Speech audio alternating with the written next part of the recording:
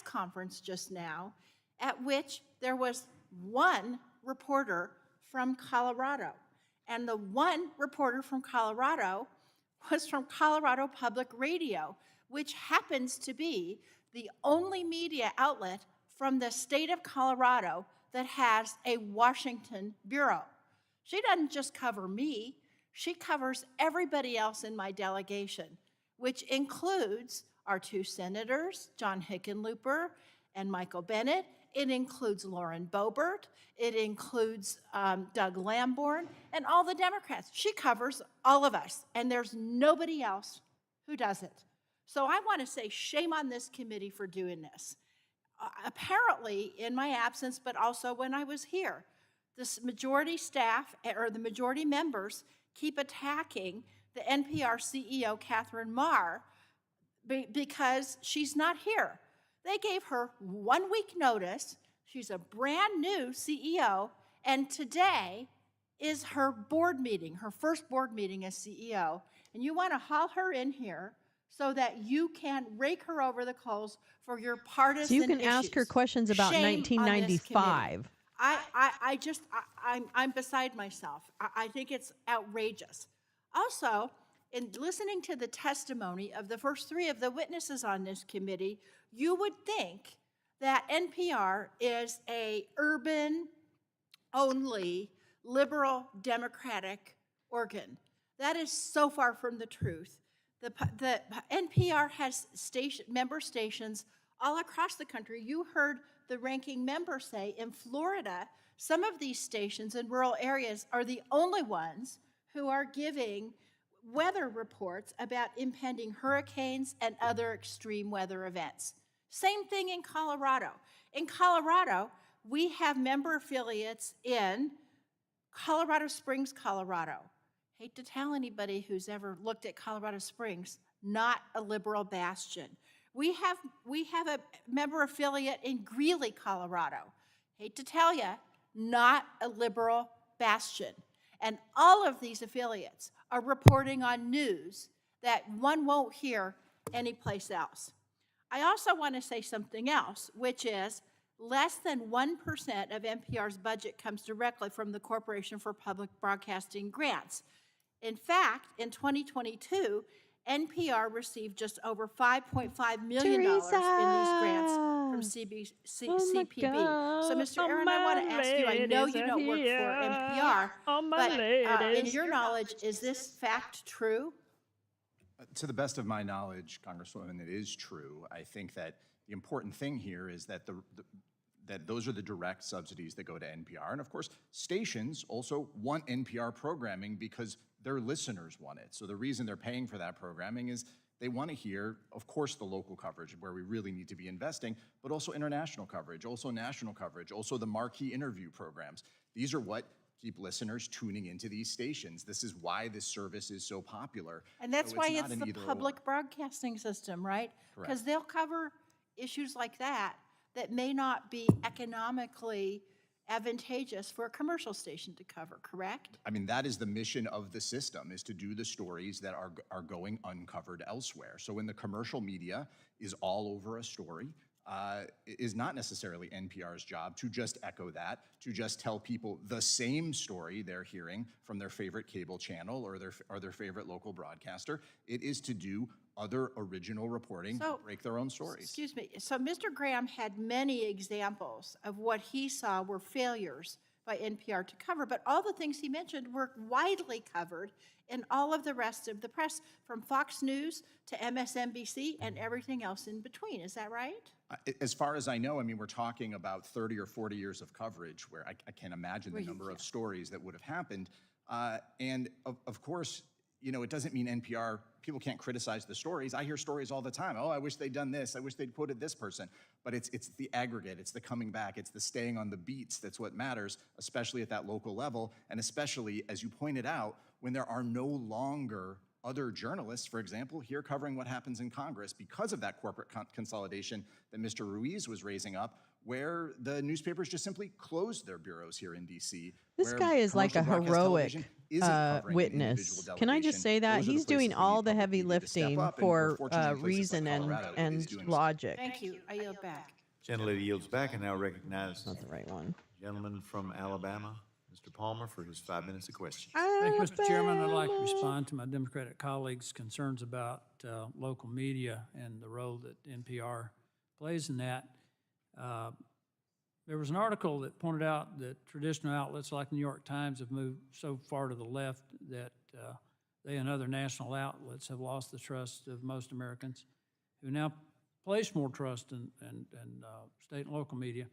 In response to that, left-wing foundations have made massive investments in nonprofit journalism and related efforts. Most It's notably George the John D. Soros. and Catherine T. Medvedev. MacArthur Foundation Medvedev put is up $500 threatening. million What over is 5 Mr. years in Medvedev? hopes of What is little fundamentally teddy bear upending the local news Medvedev marketplace doing? What is he doing? and buying What's he doing? a place He's in the threatening local news. us Now, with nuclear war. What is Mr. Medvedev? Graham, Mr. Irwin, Medvedev you can needs to respond go home, this. have his I think it's Wheaties. pretty evident that I think Mr. content Medvedev is should driven go by your directly revenue back to his dacha Would you agree with that? Yes. or and no? eat some There borscht has been this tendency now. and in public drink some media, vodka, obviously.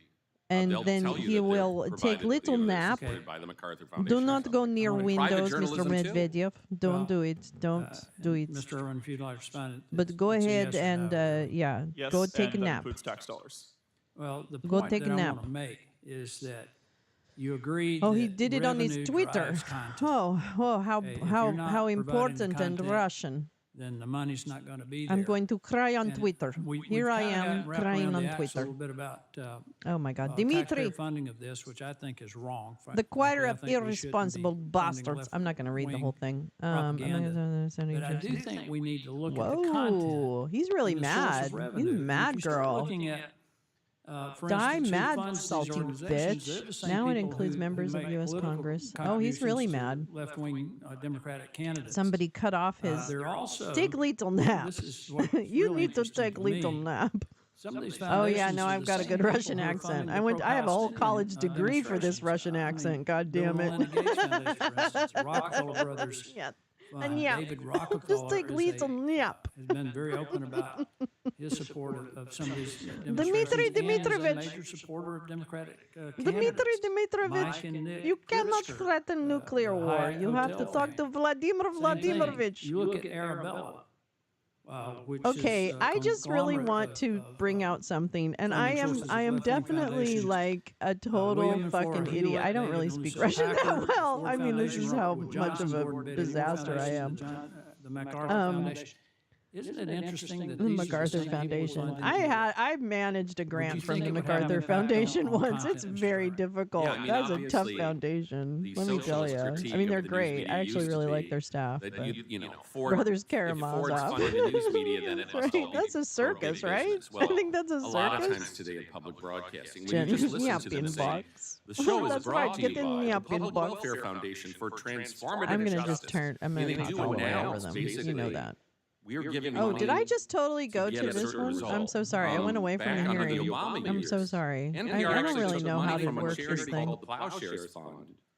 The explicitly Plowshares to Fund. report on the Oh, that Iran sounds very arms deal, communist. or the Iranian That sounds entirely arms too deal. communist. They were supporters Yeah. of giving Iran These are the arms. same Oh my foundations that God. are funding the radical climate agenda that has caused Right? food prices to That's skyrocket, yeah. household It's energy because of those costs to grants. skyrocket. They're the Wait, same how does that people who work? advocate open borders. They're the same Are they the radical ones that left say open funding, those borders? and I listen to those anarchist people groups all are the same time. individuals Open those behind borders. foundations who fund Democratic candidates Who are and they? I advocate haven't seen for those more people. left-wing Where are radical those people? policies that have created the border crisis, That's made right. food unaffordable. Well, we're gonna have a and- border and have crisis made our meeting on communities Friday or less safe. something. And so I can't my remember point, when, but that's coming gentlemen up. That's and another hearing. my colleagues, is that The what cost we're really of the talking border about here crisis. is Oh, is it going a on right now, major Jim? network God damn it! I had a feeling that was today. funding a You're in the propaganda wrong room, machine that bitch. supports Not you. I left-wing mean the policies. the House of Representatives guy. Sorry, Completely Jim. You know I ignores, love you. conservative points of view. Anyway, back to Dmitry The same people who are Dmitrovich. funding this propaganda Dmitry machine is also Dmitrovich funding, is a liberal very, Democratic very, candidates. very, And they're the same people очень, funding очень these protesters and these очень mad this morning. He's very angry. You're welcome to He's respond. angry little Russian. I would just add that He is Catherine Marr an comes from this angry world. She was little previously the head of the Wikimedia Foundation. She is on the hooligan board of this Signal, morning. He's and feeling she's his explicitly said that the hooligan. First Amendment is a That's what we problem, call them in and her tweets Russia. have become somewhat famous, We but, call the bad she's one boys. of We their call them arms, hooligan. and absolutely, it's taken over So NPR as he has part of been their a bit of a desire to drive hooligan what this everyone's able morning. to think and what narratives are allowed in our society. So we are I just going to think you have send to him look at back the to his room with the 990s little bottle of, look at what who's is it, funding this to Stolichnaya. Really understand what's going on here. Mr. Chairman, So thank he you for can the just have opportunity to have this. little I think this bottle, hearing back in was in justified, Russia. and we should have When had you it a long open time ago. bottle of And I agree Stolichnaya, with my it is Democrat it is colleagues. a I'd be happy flip to have top. another hearing So to bring once the you CEO open of NPR bottle, in you here have to drink answer bottle some of these because bottle is open. And I hope we will at a time. That is what I remember from 1984 in Moscow, in private home. Open bottle of vodka, pull off top, it come off, it get thrown in trash, and the bottle is then remains open until it is drunk, which is drunk very fast. There is also Lolo's favorite restaurant. I hope it is still there. I don't remember what it's called. But there is a restaurant outside the Tretyakov gallery. I can't even say it. Gallery. Gallery. I can't even say it. So outside of Tretyakov the museum, where Lolo's favorite painting is also hanging and was recently damaged by other hooligan. Unfortunately, my Republican So colleagues outside seem to disagree. Tretyakov Gallery, This is which why is they're a wasting time gallery, at the which hearing is a attacking NPR. museum, While the you majority know, pretends to care about there public is media, little like dacha and say they kind of simply shaped want to restaurant. protect it from bias, And they in ignore the very restaurant, real it threat is to independent entire public vodka. journalism posed by some of their All most vodka. ardent supporters. All vodka. Project 2025 is a framework drafted Много by водки. conservative Много. activists meant to serve as a policy Which means a roadmap lot. for a future Republican Много administration. водки. Alongside schemes to use And federal a little agencies to settle food, political you know, vendettas, you plans taste a to punish little, you public eat a broadcasters little, for unfavorable you reporting, drink a harking lot. back I decades remember to similar spending efforts by hours President when Nixon I to was urge drinker. public broadcasters This was with back critical before commentary Lolo and make stopped them drinking. beholden to White House policy directives. I have But provided what you staff with do a is you documented go into this conclusion restaurant after you to go to a record of the New York Times museum, article you sit detailing the there Nixon and you drink administration's so much concerted vodka. effort to So control much vodka. public Because it just is broadcasters' cold and political it's gain yummy and they bring you that this different article be vodka and submitted into the record. drink. And then you walk out into sunlight and you don't realize that you've spent Republicans 6 lack of real hours evidence to back up in- their claims. Pointed to in NPR listeners restaurant. reporting political leanings in surveys, Drinking and changes vodka. in overall listenership. And because you Underscores the don't weak like and brazenly fish, you don't partisan eat the nature herring, you of don't their- eat the of little their fish complaints. appetizers. Republican presidents and members of Congress have spent decades telling voters not to trust just drink the mainstream vodka. media outlets like NPR Just drink the have been vodka. trying to undermine public broadcasting. Anyway, ever since the Public so Broadcasting Act Medvedev is became law more than threatening 50 years nuclear ago. war. If the news Oh, doesn't he's support their funny. worldview, He's they call so it biased. funny. So, Mr. Aaron, I He have really a sounds question like he for has you. a bee in his What bonnet, has though. happened to democracies in other countries when a political party tries to discredit I media would check out organizations Russia. with which they disagree? Maybe someday. Thank you for I don't the know. question, Mr. Tonko. I think it's very Imagine dangerous, there's obviously. Attacking the no media is one of the people. first things Wait, that it's not the precedes, song. larger attacks on functioning Sorry, democracies John. and, the rise of authoritarianism. I won't do that song. Everybody does that song. I know won't. that is I happening won't in make other you listen to countries. that. We know that when we look at measures of healthy democracies, it's positively correlated with investment in public media systems.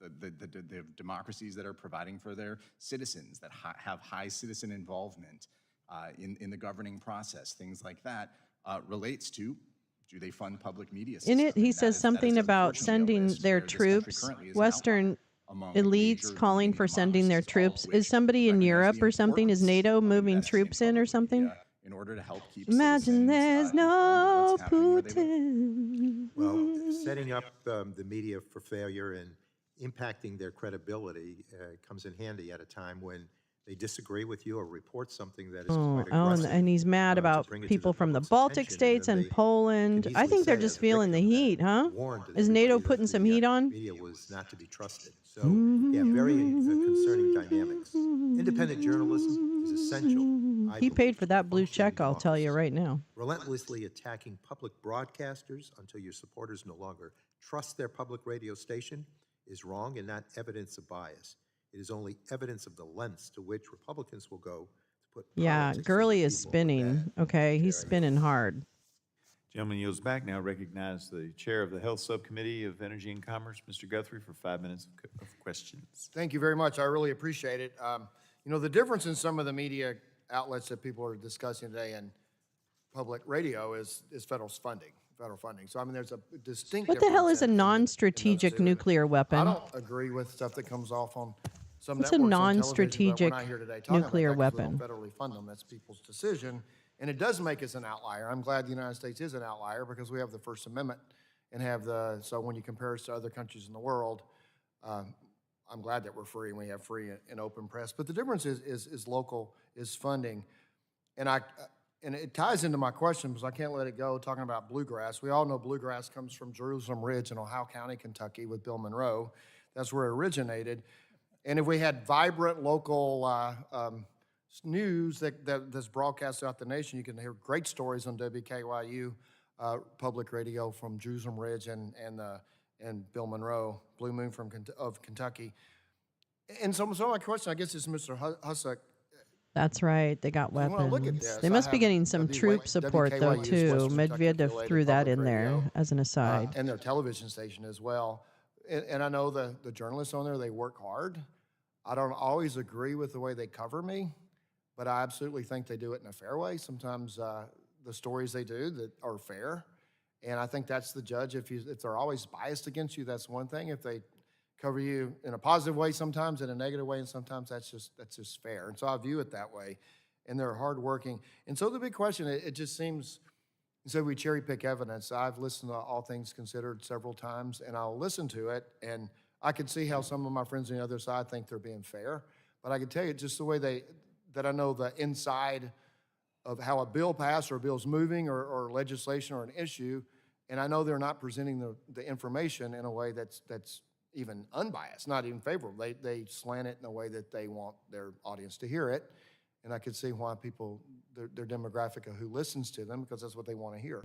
Also, Mr. Husak, Britain how does summons what's Russian going on at the national ambassador, level affect targets these local Moscow-owned affiliates who have good homes journalists that in work Britain hard? and how charges is this- 5 how are they alleged being- spies. the So we've bias got at the some national stuff level happening in seems the to be UK, affecting too, it looks like. People at the local level. Thank you for that question. I don't want to get involved in the bluegrass discussion between Kentucky and Southwest. You need to turn your mic on. Sorry. I'm going to avoid the bluegrass discussion between Kentucky and Southwest Virginia. Well, there's not a discussion, it's fact. But they have good music. If you give Bill Monroe credit, it's fact. But you can't Stop argue with the it. standards either. What's been happening at the local level at NPR stations is very interesting. More and more of them are understanding that the market failure that motivated President Johnson to start the public broadcasting system in the first place is affecting their localities. And more of them are specializing in local news. WNYC in New York is one of the largest news providers in New York City. And it's all over the country, Chicago, Boston. But these stations are also having to lay off because their revenues are down because they have to send so much of their money to Washington. So the effect is to make it more difficult for them to provide. No, they use market the is failing to programming of the economists call it NPR market because failure. When local does government get stations involved? When there's a market failure. We are broadcast seeing a market national failure in local programming. journalism, and that can What be a the role, fuck a better reality role for is local happening public here? radio, but I'm not so if they tired can't keep of the money that we're sending post-fact to the world we CPB. live in. So They can't do it. I guess you kind of answered my next question. So how would it improve the current audience? What do you think would happen to the current audience if we decentralize it? What would happen to the current audience? What would change in the current audience? Currently, you say it's higher income progressives that listen to public radio. How How would you perceive the market or the audience changing for public radio if we followed your system of the decentralization? Yeah, a very important point to keep in mind about local public radio stations. They're only getting about 8% of their funding from the CPB. They have to send a large portion of that to Washington, a significant portion. But they rely on their local listeners. They face a sort of a market test. They have No, to I never make heard sure of that. They're not alienating It's their local hallucinogenic? Oh my And so Lord in heaven. they'll That be sounds like a providing something nightmare. that people want in Drunk order to and- keep their doors open.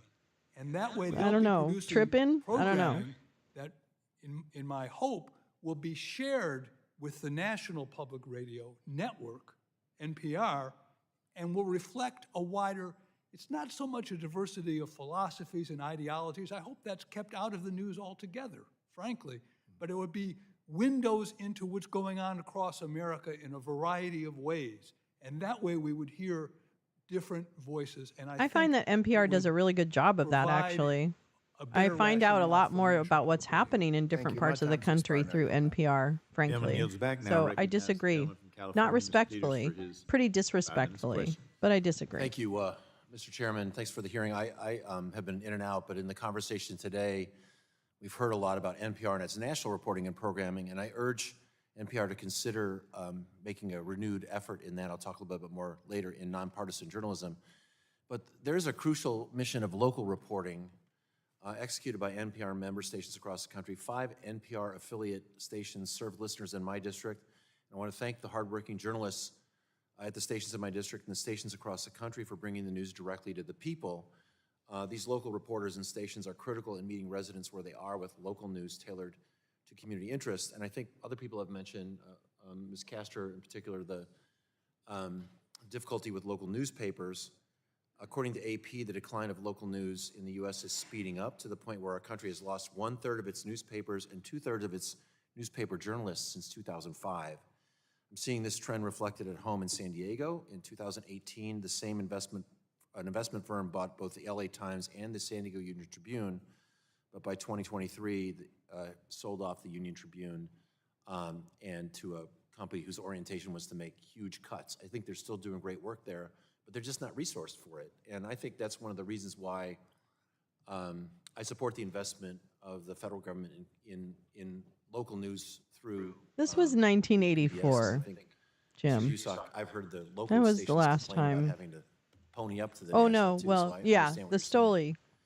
Stoli. That was But let me just 1984. say, The one of the vodka problems I had with, restaurant was 1998. presidency of Mr. Trump was his attack on some of the institutions that government doesn't regulate. We don't own education. We don't do science. But he attacked that sort of the truth of science, the justice system. He attacked the integrity of the justice system and journalism, fake news. And I don't necessarily think that journalism has really done a good job of responding to it. And what I'm asking, Mr. Aaron, we tend to get into these very binary discussions here, but I want NPR and I want those stations to take these criticisms really seriously, because what we need as elected officials, we need a conversation that we don't often have in Congress, which is what are the nuances, what are the pluses and minuses on this issue, and you don't always get that. I think you get that less and less from journalism in general. We see more celebrity journalists. I mean, in my own community, I've got journalists who tweet about issues as if they're activists, and I look and say, isn't that the reporter supposed to be telling me about this? If I were a news agency, I think I'd want to, for my own credibility, I want to take a hard look at that and maybe even cut back on that. The thing is, what we need here out of journalism is we need people to tell us what to think about, not what to think.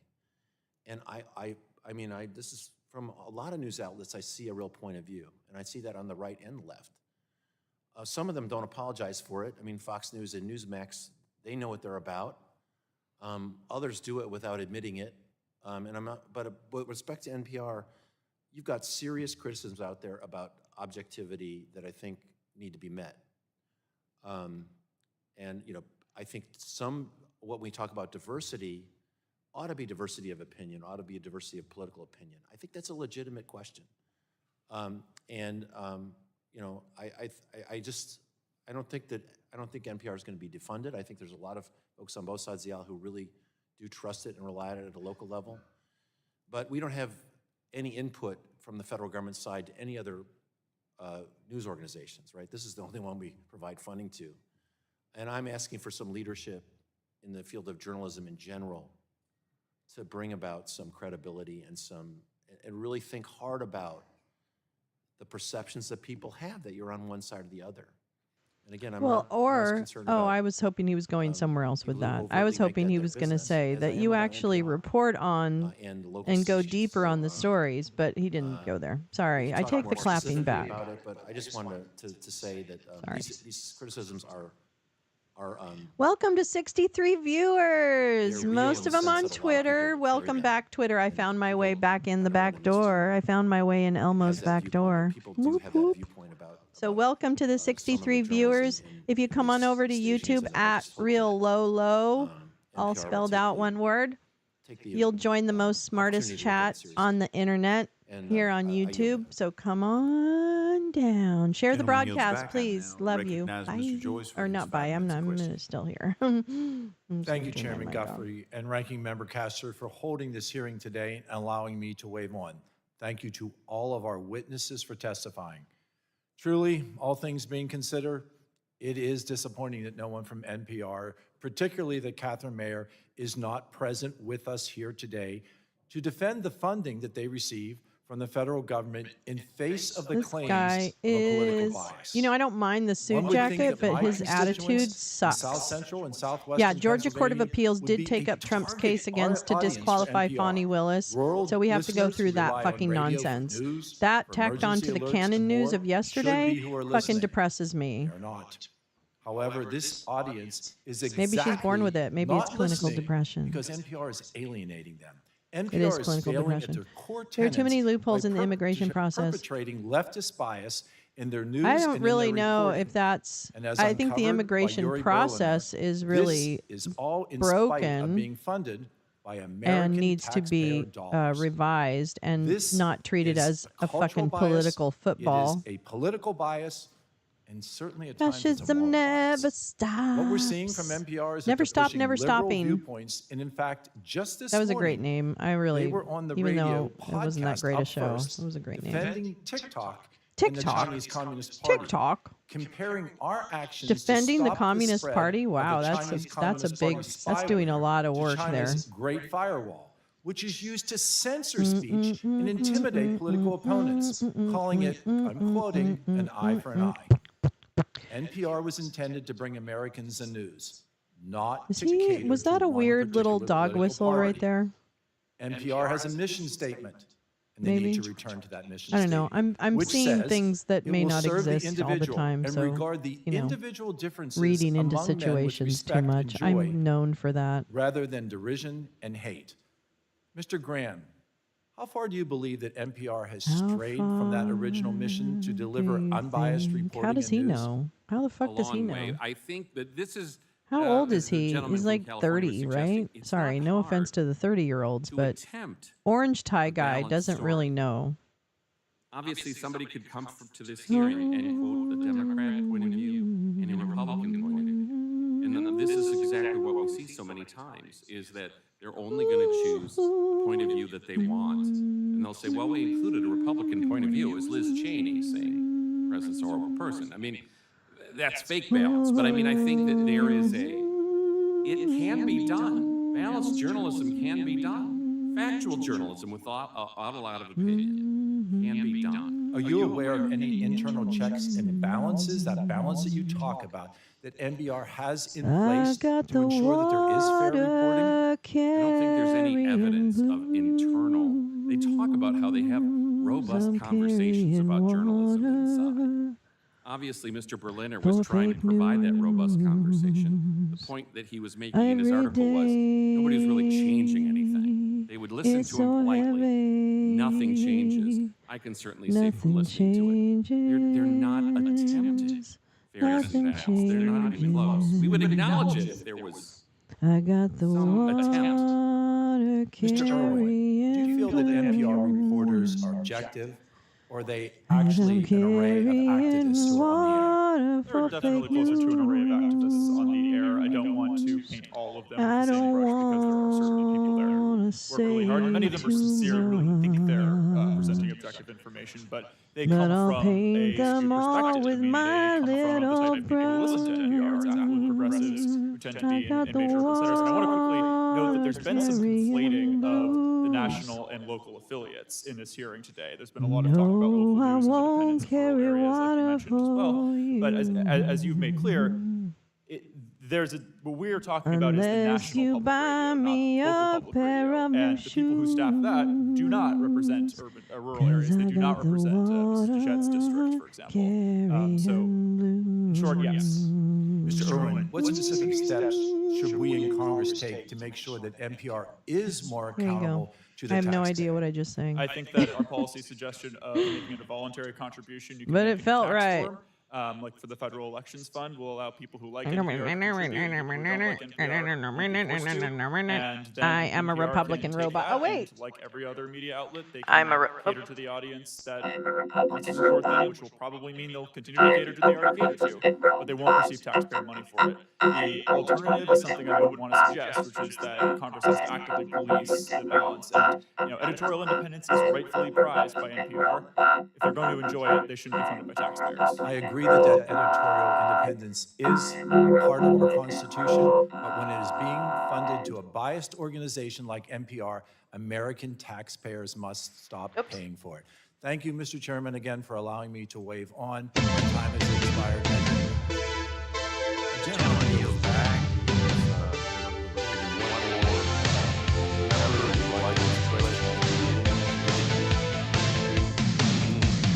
We'll figure it out. We'll give you a second or two. We appreciate the witnesses being here today, and I believe this is our last member to ask questions, and then we'll close out. We do appreciate you all. The following footage is certified PG. Pretty great. This is what happens when you have multiple committees and multiple Jen, subcommittees you didn't going have to at the do same that. time. Sometimes There's people so race from nice. one It to was a another. jumping. He knew he only had about 20 or 30 seconds to get here, and he raced through the door just in the nick of time. Jump. All right. That being said, I now recognize the gentleman from Texas, Mr. Crenshaw, for 5 minutes of Texas questions. Dan Crenshaw. Mr. Chairman, thank you for the Good old Danny Crenshaw. Is that who's here? being here. I'm I haven't disappointed seen that Danny the Crenshaw in a new minute. CEO In a hot is minute. not here. It shows a severe lack of courage. What? showing No, up to she's this she's committee busy. and answering some simple questions about political bias for what is an extremely important organization. Oh, that's not the one.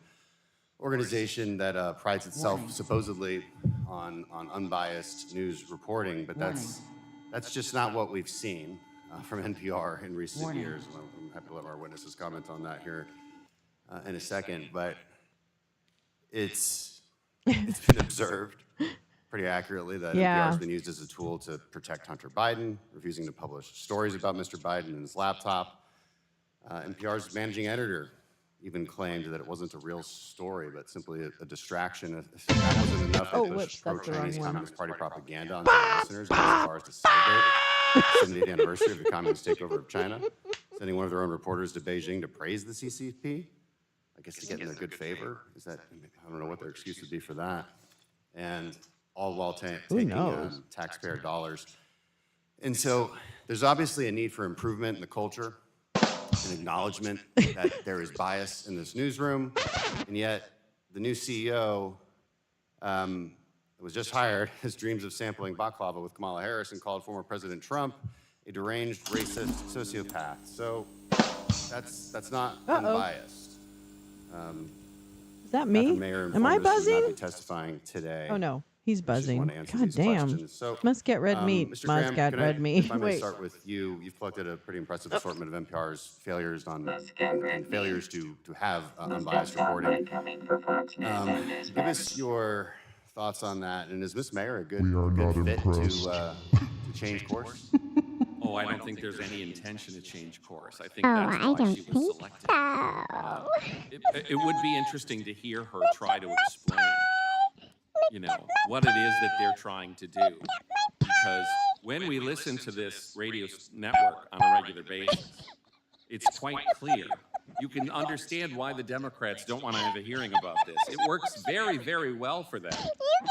right? You can understand why the gentleman from Free Press has to say he's not here to represent public broadcasting, but they are very closely affiliated and fight for the funding together. You know, obviously Democrats like the system exactly as it is right now. I think it pretty much And fucking so the very sucks. least we can do is, yes, have the CEO in and try Oh to my explain God. Sorry. who That's in kind of there fun, is though. doing anything I think to I need to just be more organized maybe about we should them. have a more balanced set of Let's see. interviews. What's the other one? Yeah. Right? Let's have a more balanced set of journalists. You won't see anybody from Fox News on NPR. Oh, yeah. No. And you would think that's what the whole point. If you're going to do unbiased media, then it has to be I don't unbiased. know. Oh, I don't know Biased what that media is is. okay. You know, just admit it, though. MSNBC does not Oh, try to claim that it's unbiased. I don't even think Fox tries to claim it's unbiased anymore. It's just not. I don't think so. Right? We've had biased media in this country since our founding. Yeah, for real. But if you're going to be a Tell me about taxpayer-funded media company, you actually have to adhere to the principles of Yeah, unbiased news you do. broadcasting.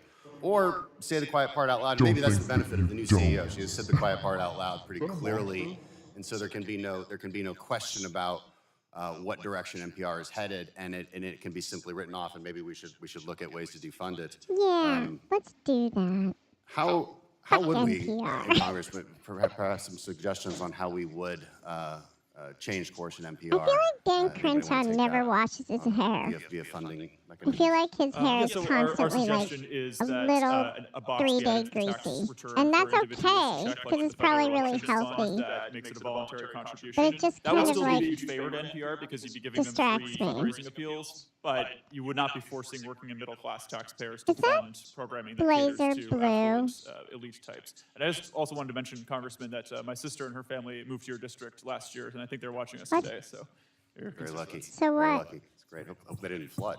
We had a lot of rain this weekend.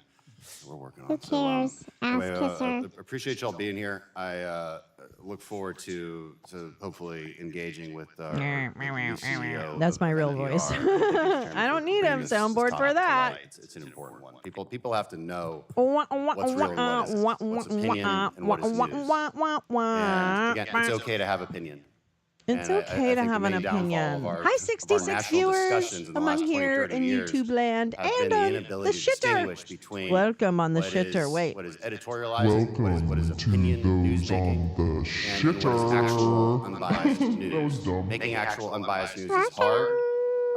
It was supposed to be why we had something like NPR to create that.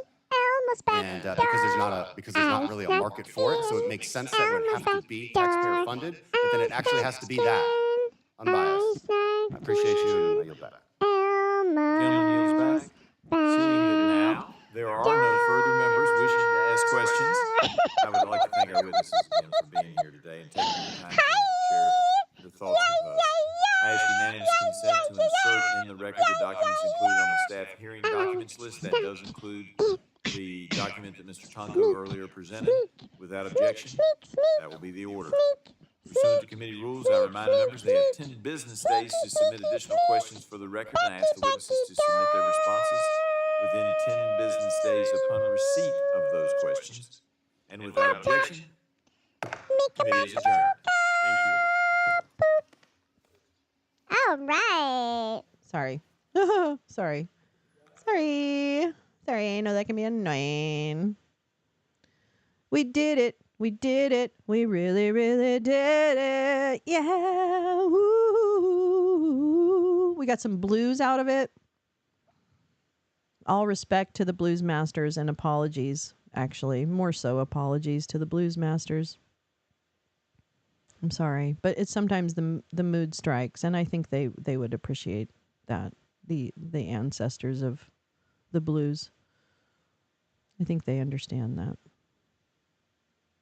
So, with great respect. Always. Thank you so much for coming. This was an interesting morning for hearings. I will say I have a little bit of a mini rant. It's not really a rant. Actually, it's not a rant, but it's an observation.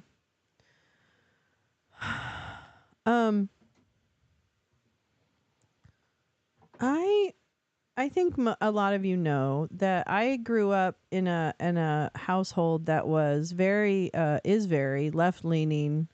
My dad was a prisoner of war during World War II. He passed away in the 2000s. So and Blues check out Louisiana Gator Days. Wait, Gator Boys. Oh, I will do that. I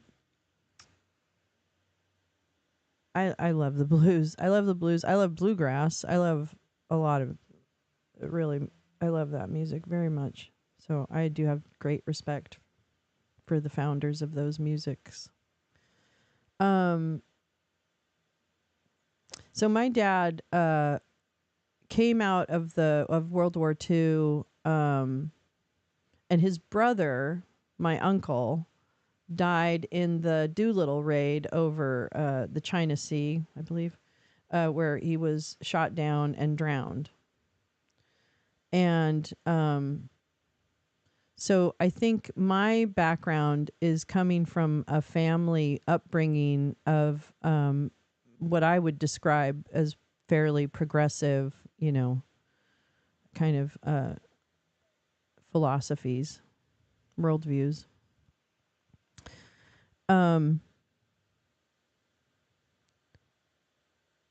So I remember, having arguments even with my dad about like Ralph Nader, and all this kind of stuff. And my dad was really a committed pacifist after his experience in the war. And he wrote about it. I actually have a recording of some stories that he wrote that I read. I'm going to post that again. I love his stories. Obviously, he's my dad, so I'm kind of, whatever. So but how and how much I appreciate him for it in terms of his humanity, was that he really came out of World War II a changed person and really worked as hard as he could the rest of his life in the name of peace. And I can say that with great pride. And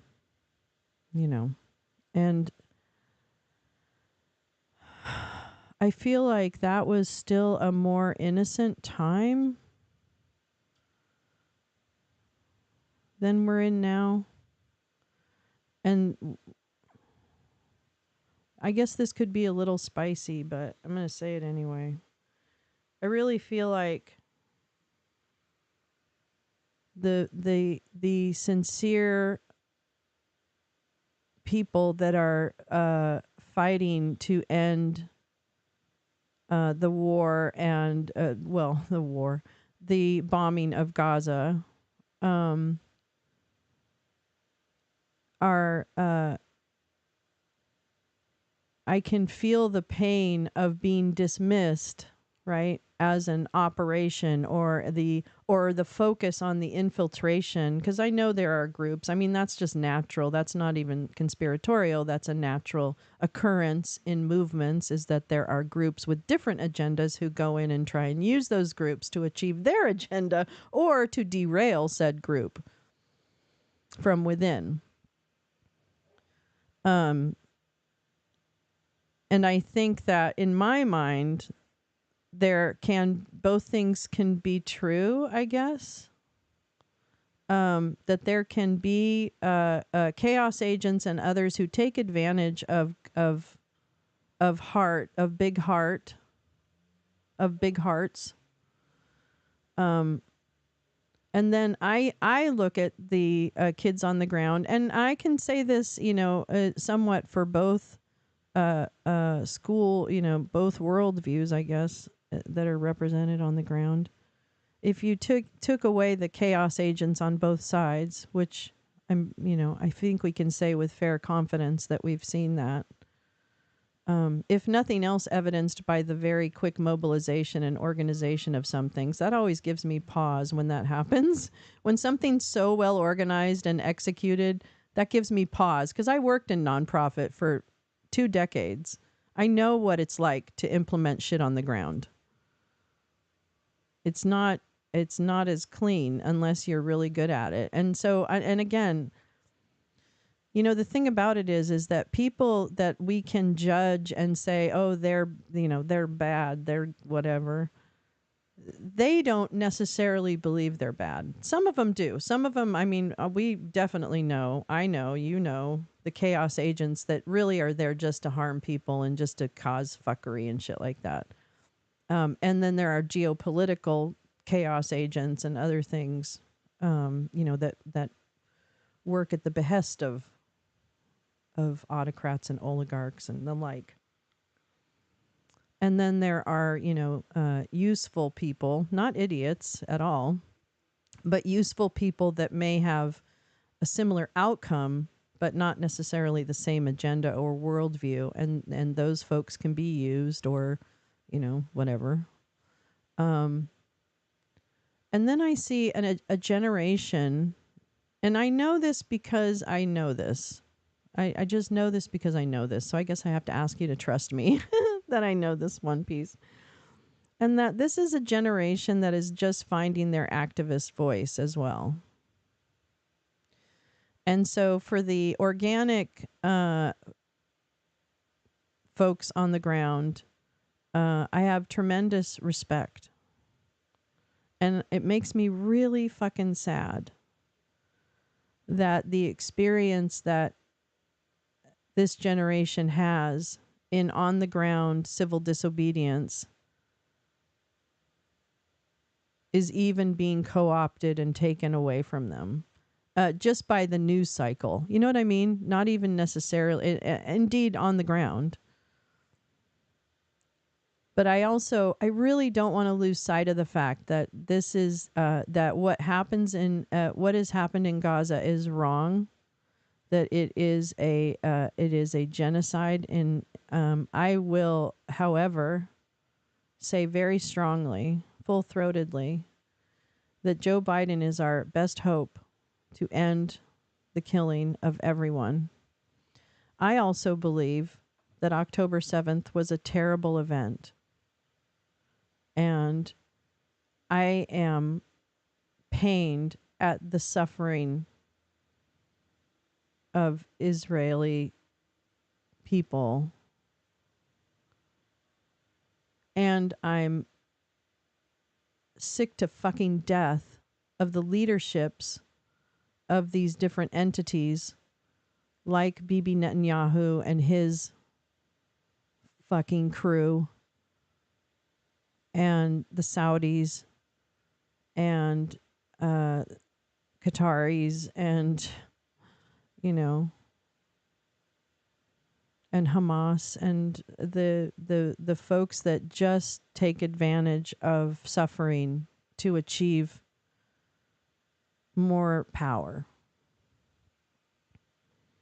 And I think things are complicated, right? I think there can be complicated reasons people do and make choices for the things they do. It never is an excuse when you're causing suffering.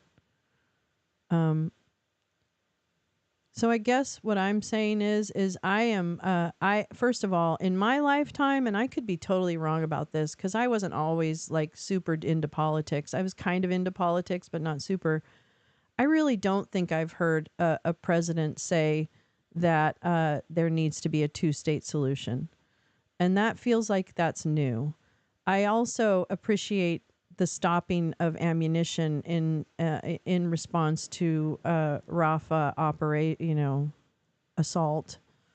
And I remember when the bombing began, there was nowhere for people to go.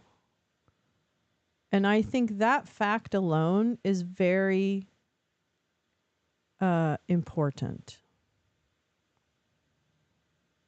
And now the one place that they did go, I imagine, is now under assault. So I don't know what people, you know what I mean? Like, so I can hold both things in my heart, that the suffering of the Israeli people in under different, under the various circumstances is important and valid, and that the suffering and the genocide that's happening is unacceptable. I don't think Biden is at fault. And in fact, I actually think he's doing what he can to stop it. Do I want him to do more? Sure.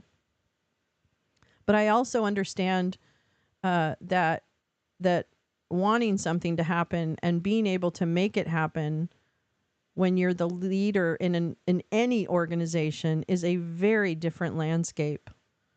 And I believe that that this kind of, I'm not going to vote for Biden, or all that other stuff, it's not helpful, and to me it's not constructive. Like, you can be critical of the response and the the whatever you want to be critical of. You can be critical of the administration for anything, and I am. I want more. I want us to stop. I want us to stop. Like, stop doing this. Stop making it happen. But I also am not a geopolitical expert, and I want it to be. I just want it to happen.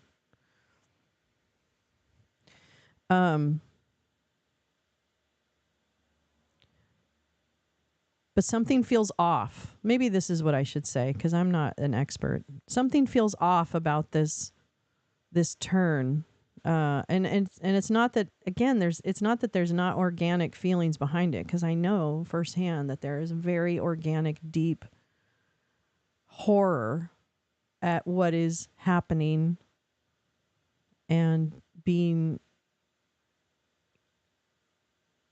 perpetrated right in front of our eyes. And it just, the whole thing of how people have used disinformation and other things to take the righteous, humane response to a genocide, right? The fact that people would use that to another end other than to end genocide or push for peace in a region is just fucking galling to me. And it's coming at a fairly sensitive time in our political history, unfortunately. And the fact that here's the thing, I think I feel like it's a little bit of a messaging, like I don't know, not that's not what I mean. I don't mean that's the messaging, the I'm not voting for Biden kind of campaigning type of stuff. And I think people should vote for whom they want. I really do. I just don't want to be pushed and manipulated into doing that. And I want us to push and I don't know. I'm sorry. The opinions of the host are not necessarily the opinions of anyone except the host. And I don't even, see, here's the thing about me. You really need to understand something. My number one focus is humanity, self-determination, and equal treatment under the law, and the pursuit of happiness. Right? Like, I really am. That is my that's my one issue voting. I also struggle, and I'm sure it's probably my age. I'm sure that's probably part of it. I just have seen so much in terms of how people, like project management, I'll just give it that name just as an easy label. But I've just seen so many years, so many teams, so many people trying to execute things, and it really is a crapshoot in terms of, can the team execute what they seek to execute, right? Like, that's not unfamiliar to any of us.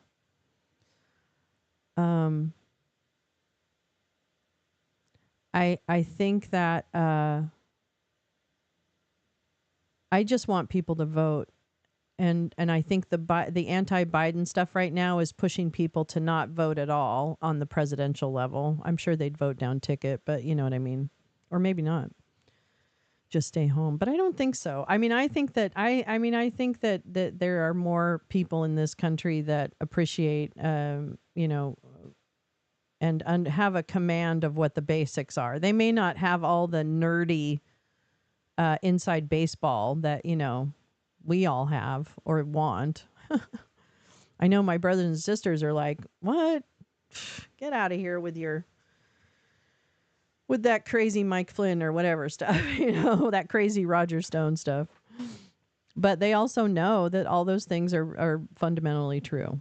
And that will make them show up at the polls. And also, here's my issue voting. Roe is gone. Roe is gone. That was a test drive. It was a big test drive. But it was a test drive. Unless progressives swell en masse behind the Democrats, Trump will be back. Yeah. And every bit of progress that Biden made, yep, or that has been made, excuse me, in the past 60 years will be lost. It really will. And it's not even Trump. You know? Perspective, Gaza is a nightmare. We can be critical primarily. Oh yeah, I mean this is a lot to do with Netanyahu and his his goons. But my heart goes out to everyone, and the fact that I don't want to dismiss authentic humane protests. I'm proud of the young people who care so deeply, and I want to make sure that they get the best media literacy that they can, so that their activism is rooted in good information. How about that? That's really kind of what I want. I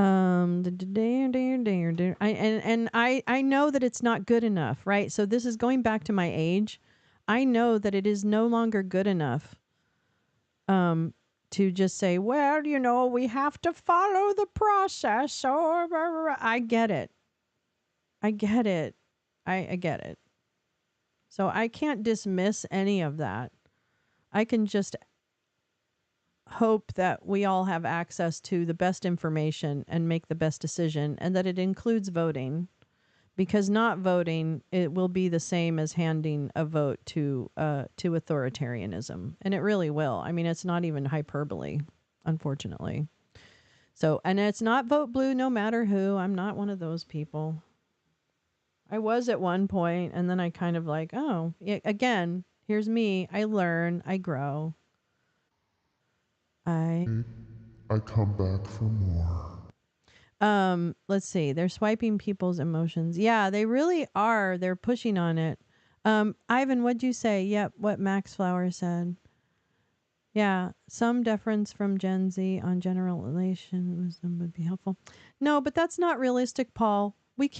Nobody could tell us what to do. So I don't think that's the reality we should live in. I don't expect anyone to listen to me. I hope that I think this is why media literacy to me is so crucial, because the more we are aware of who is telling us what and who is showing us what, I don't know. It just is really, the manipulation feels off the motherfucking charts these days. And meanwhile, children are dying.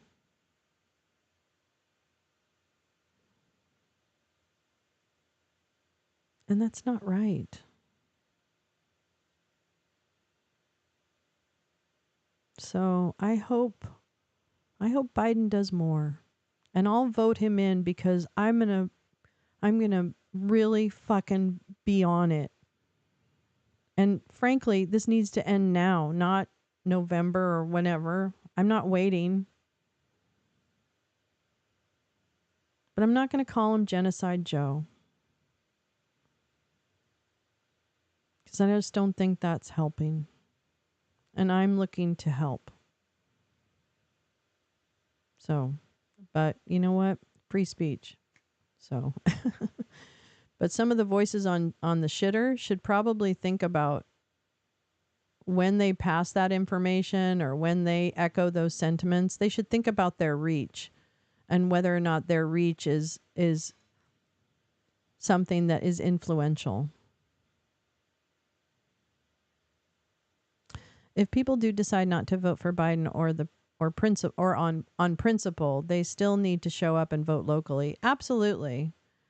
But I really hope they don't do that, because that's basically voting for, I mean, I just don't, I mean, I get it. Everyone's like, oh, every 4 years, you guys say that everything is, everything is so important and that this is the most important election of the century and blah, blah, blah, blah, blah. Well, guess what? Progressively, the elections are getting more important. You know why? Because we elected criminals. They pushed the fences. Now the fences are weak. So that's why, 2020 was fucking important. And 2024 is fucking important too. And guess what? 2026 is going to be important, and 2028. So it's time to engage civically for all of us. I'm not yelling at you. I'm yelling at all of us. Check your vote. I can't sing with this thing. Check your voter registration, darling, 'cause they'll knock you off. Next year, all our rights, well, this year, all our rights are on the chopping block. Last I checked, think I'm high, well, last I checked, Rose gone, so make a plan today. So, if we don't, the fash will win and have their way.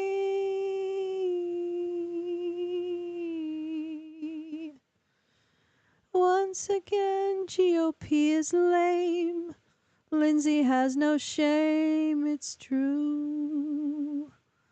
Maggots cry, screaming Hunter's mine. Blah, blah, blah, blah, blah, love who. Someday soon we all will have to stand up and decide love wins. Until then, we'll have to muddle through somehow. So check your registration at vote.org now.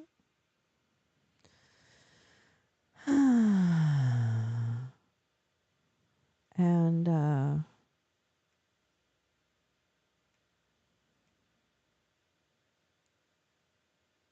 yeah. Bring peace back. Make peace great again. Make peace happen. Never mind great again. Should voting be mandatory? I don't think so. I don't know. We will vote for Biden. My Biden back tattoo is almost finished. Well, then really, Crazy Ivan, you've already committed. You're already committed. My God. I guess we have to go through this part to get to the next part. Remember that more perfect union shit I'm always talking about? I think this is the part where we go through the shitty part, and hopefully you come out the other end with a little bit of a more perfect union. Not perfect, but a little more perfect. Right?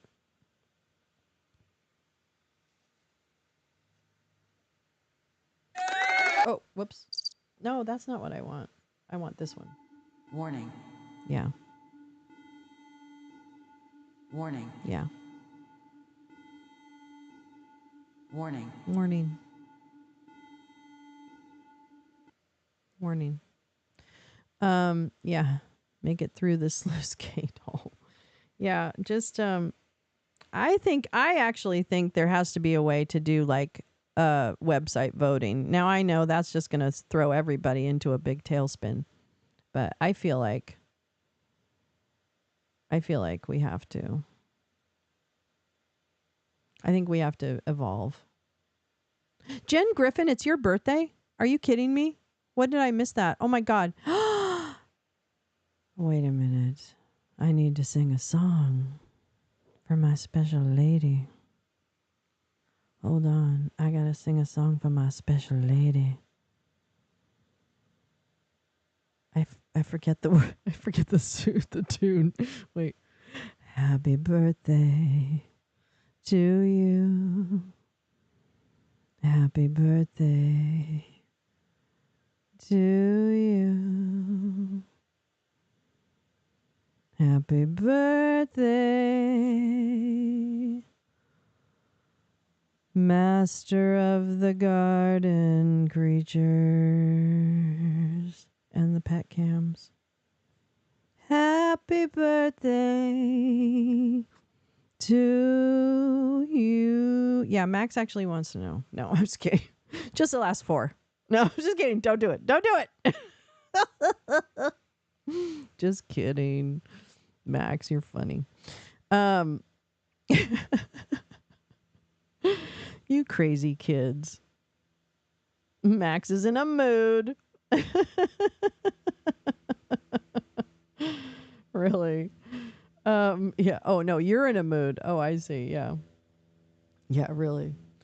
I know. It's one of those. Hi, CF. How are you? It's Lolo, but that's okay. I'll take Lola at this point, at this late point in the game. Yeah. Squirrel, squirrel, bird, bird, squirrel, squirrel, bird, bird, squirrel, squirrel, bird, bird. Aside, chat doesn't convey nuance or tone. I know. Max was Max was talking about all the data dumps that have happened at Lolo's Lounge over the years. I typed Lolo. Oh my God, I'm auto-corrected. CF. No, don't be sorry. I apologize. I shouldn't be sensitive about it, really. Who the fuck cares, right? Like, come on, lady. But welcome. I'm sorry.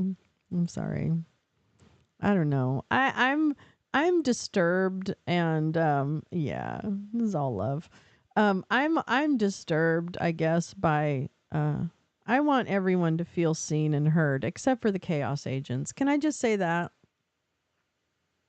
And I don't want to feel like people's passion is being minimized. And at the same time, I also want families to be reunited, and I just want there to be no more fear. I just don't want children to be afraid. That's the worst, right? Like kids who have no control. Like this is the thing about parenting. I'll leave you with this. When I was parenting, and then I was working with kids, like in my day job too. One thing that really struck me was that as a child and to some degree a teenager, you're not in charge of really anything. Like everything is pretty controlled and provided. Or it's not provided and you have to make it up as you go along, right? Which is the terrible end of that spectrum. But in a standard, just taking the act of parenting, seems to me that children really can feel very powerless, and that must be a terrible feeling, right? I kind of remember like feeling like that. And granted, as a child, I might have been dramatic. Maybe. But I also, I just, that really struck me when I was like starting to parent a teen. And I'm like, wow, like that has to be a really crappy place to be in your life, that someone else is going to control, really everything. So I don't know. It just, it kind of changed the way I interacted a little bit. Not a lot. I wasn't, Like, I'm definitely not. We used to make a joke, Mother of the Year. Oh, here she is, Mother of the Year. But at the same time, yeah, I think that I don't want to take something away, because that humanity is going to be really important going forward. So I don't know what the answer is, because I think it's important to call out when things are being manipulated. I think that's important. But I also, well, I guess not but. And I think it's important to nurture the next generation of leaders and people who are going to be making the decisions. And I think that there is a lot of righteous anger about systemic racism and capitalism and corporations and CE and executive pay and healthcare monopolies. That what's, that I don't know. I understand it. I understand wanting that radical change. I may not agree on how to get to the radical change, and that's maybe where I differ, but I do understand the need for radical change. And that's, that shouldn't be ideological. That should be, what is the human-centered design that is going to work best for the humans at the center of the issue. So if only we really, the one good thing I think that came out of Silicon Valley, the one good thing is human-centered design. I guess it didn't come out of Silicon Valley. That's dumb. Sorry about that. That was dumb. I don't know really where it came from. But I learned about it through IDEO, that organization. I don't know if you guys are familiar with it. But human-centered design, I really got off on that when I heard about it, when I was working in after-school programming in the early 2000s. I really liked the concept of human-centered design, where you put the people who it impacts at the center of the design of the solution, and they help drive, and you, I guess, or whatever, there is a structure around it that helps guide that process and facilitate it so that people are heard,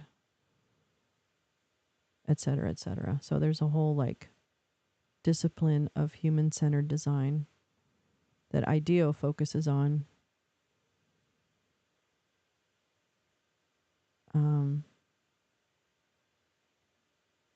Yeah. What's HCD? I'm sorry. What's HCD? I don't know what that is. Oh, human-centered design. Going to the Apple building. I don't know. Well, it's really Mother Earth. Yeah, Mother Earth would, because that would be part of the component, Paul, is what's the impact to the environment. It's much more holistic. But it's instead of having donors drive the design, or a board of directors drive the design of a program, you design a program with the recipients at the center of the design process, and they're part of it. So there's ownership. It's really kind of amazing. Oh, I haven't seen it. I haven't seen the new phone. I don't know. I don't think a lot of things Apple has done are probably good. Universal basic income. I don't know. I don't claim. I have a lot of opinions, but very few answers. Welcome to my show.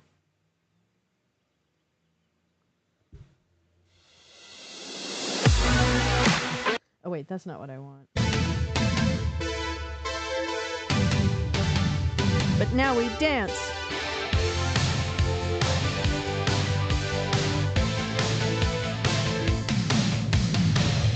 Reminds me of 7th grade. The boyfriend works there. Yeah. Apple environment impact has improved. Proceeding to Apple. According to Apple. Yes. You know, I mean, and that's, you know, I think that's probably part of my issue is that, you know, sometimes I'm a little bit like, oh, well, aren't you a Johnny come lately? You know, I've been worried about that for a year, you know, that kind of, but that's not fruitful at all. Not fruitful.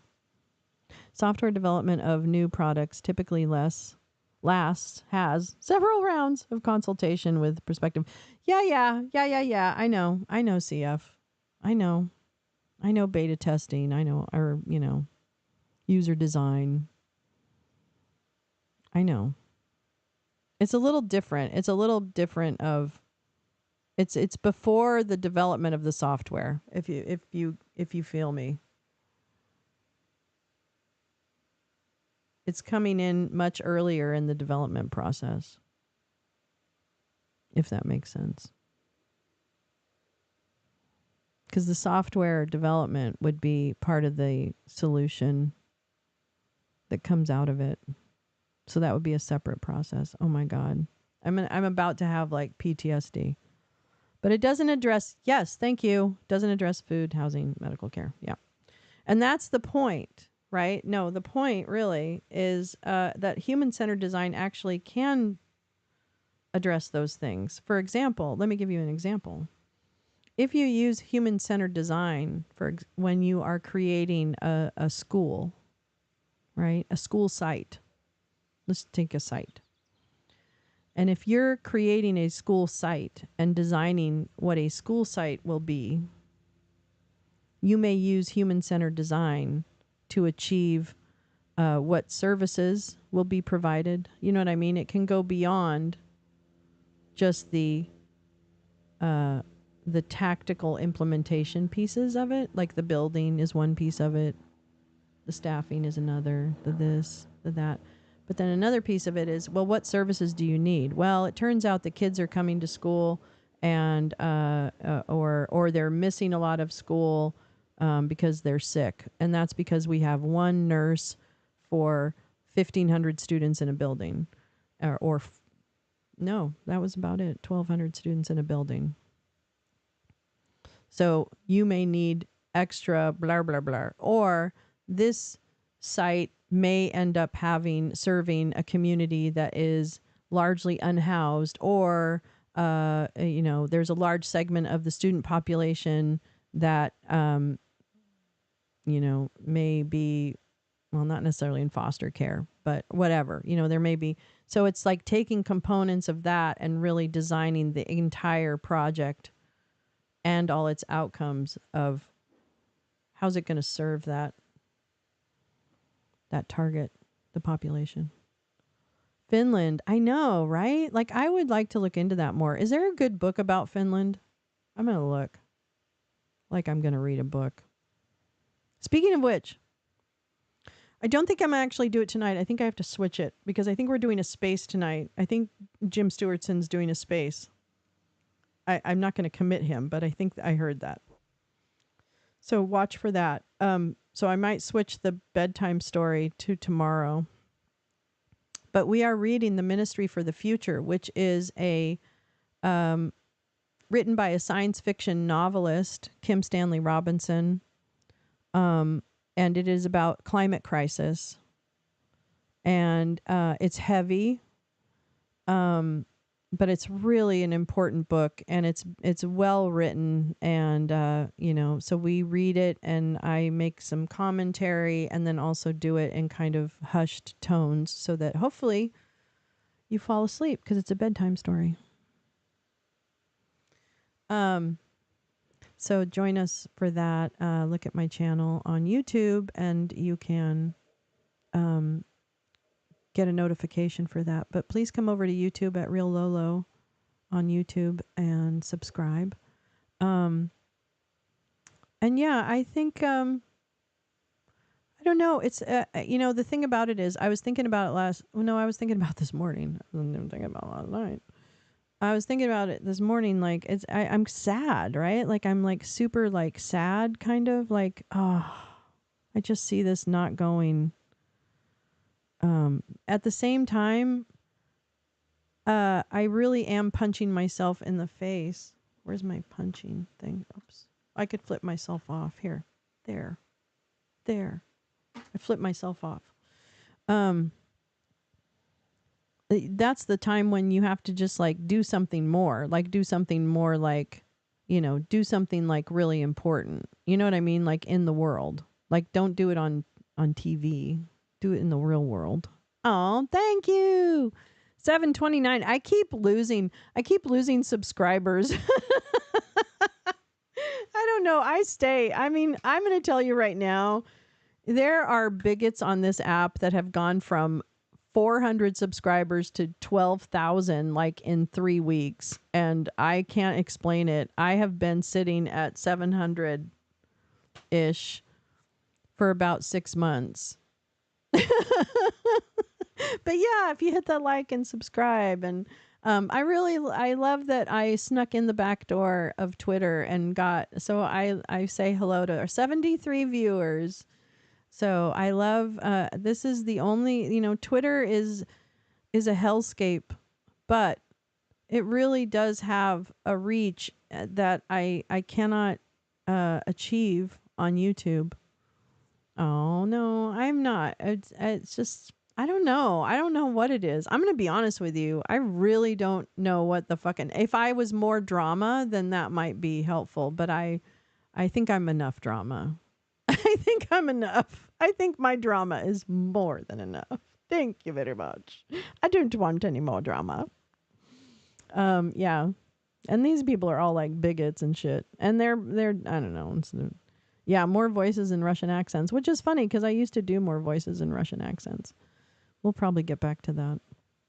I'll master the sound effects too, so hopefully. Have you considered getting arrested more often?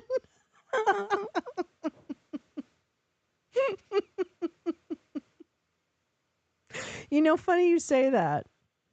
I was just thinking, maybe I should do that. Posting your mugshot could help. I don't have one.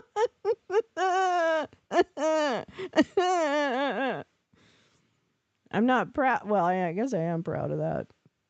I don't know. You know what? I'm glad I missed a bullet. I didn't miss a lot of bullets in life. So I'm pretty happy to have missed at least a couple of them, okay? After hair color to mango red. Back door. What do you mean? Hi, Paul, Jay. Make a fake one. That's what I'll do.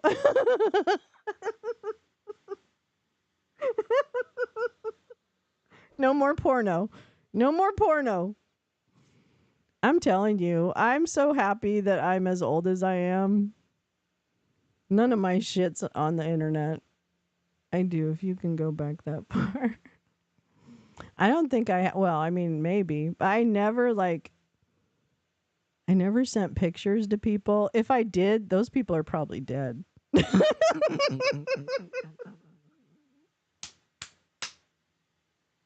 I'm so old, all the people I sexted are dead. Oh, whoops. Warning. Oh, no, that's not it. Oh, that's not it either. Oh, that's not it.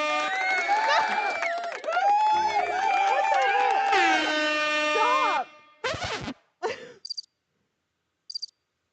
Damn it.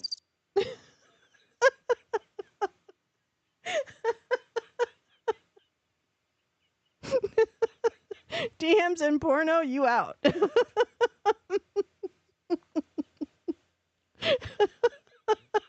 Yeah, I'm so old.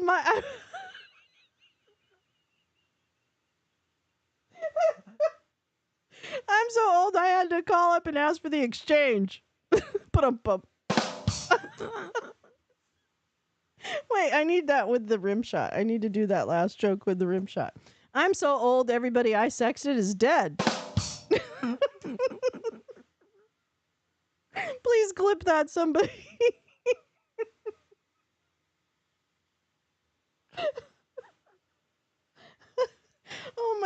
My stomach hurts. Holy fuck. A Lazarus to your numbers. Too dead to sext. Too dead to sext. I'm too dead to sext. Too dead. Whoops. Too dead to sext. Republican. Wait, what was it? I am a Republican robot, and I'm too old to sex because everybody's dead. But wait, robots don't die. Do they? Oh, wait, they do. Read iRobot. Hello. Habeas corpus. Winning. Winning. Too dead to sext. I'm too. Wait, no, that's not it. What's that one? No, that's nothing. Oh. Wait, I like that one. I like this one. This is my favorite. I am a Republican robot.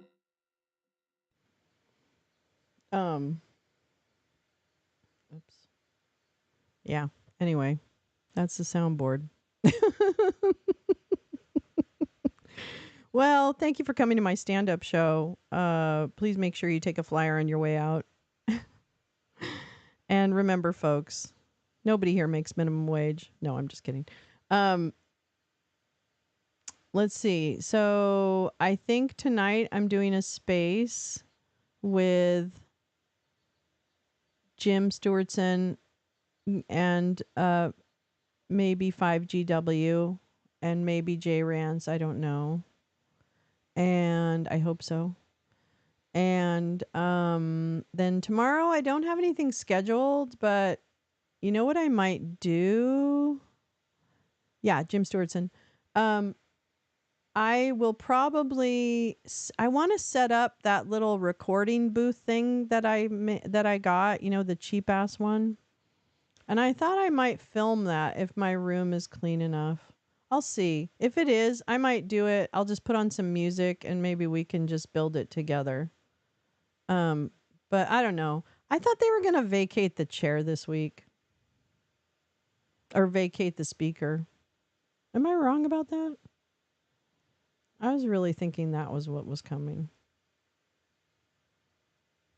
Yeah, I don't know if Jim's doing his space. I don't think he set anything up. I haven't checked Twitter. But there was a rumor that might happen, so we'll see. Butter churning box opening. So I already opened the butter churner, but I do need to make the butter. Things are coming together here at Lolo's compound, if you will. And different rooms need different levels of engagement in order to be ready for public viewing. And right now, the kitchen is competing with my room.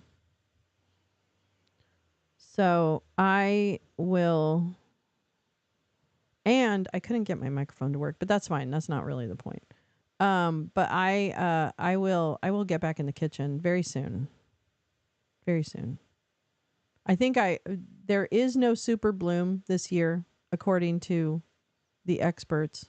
And I'm sure Max already knew that and already knew that I failed in my attempt yet again to see flowers. Let's see. What else? Yes, gotta go. All right, see you later, Oomph. Thanks for coming. Really appreciate having that tab open. Always appreciated. Yeah, so probably no stream. Well, maybe a stream tomorrow. We'll see. And then Friday, we're going to do the lounge. Whoop, whoop, whoop. I can't remember what I'm doing, but I'm doing something. Happy birthday to you. Happy birthday to you. Happy birthday, happy birthday. Check out Jen Griffey, JENNGRIFFY on Twitter. There were a lot of other flowers, but not poppies. Dang. Up to the poppy reserve. Oh, I want to go there. Bye, Paul. Human-centered exit. Whoop, whoop. Sad news. Subscribers went down by 1. Hey, man. It's not a lot, but it's my... wait.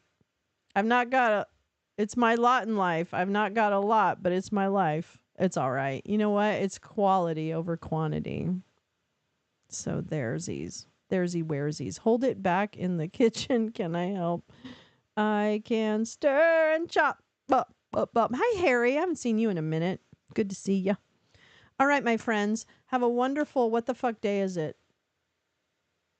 Is it Wednesday? Yeah, it's Wednesday. Yeah. Is it? That's embarrassing. Wednesday. Have a great Wednesday. Be kind. Sorry. I hope I didn't make anybody mad with my kind of, rambling opinions. But I have love in my heart for everyone, and I just want the bad dudes and ladies who manipulate to be held accountable for that manipulation and for the killing to stop everywhere and the terror to stop everywhere. So, peace indeed. Well said, Paul J. Okay, my loves, I will see you when I see you. I hope I see you soon. Okay. Wait, I gotta find the music. I really need to figure out how to tee this shit up. I'll figure it out. There it is.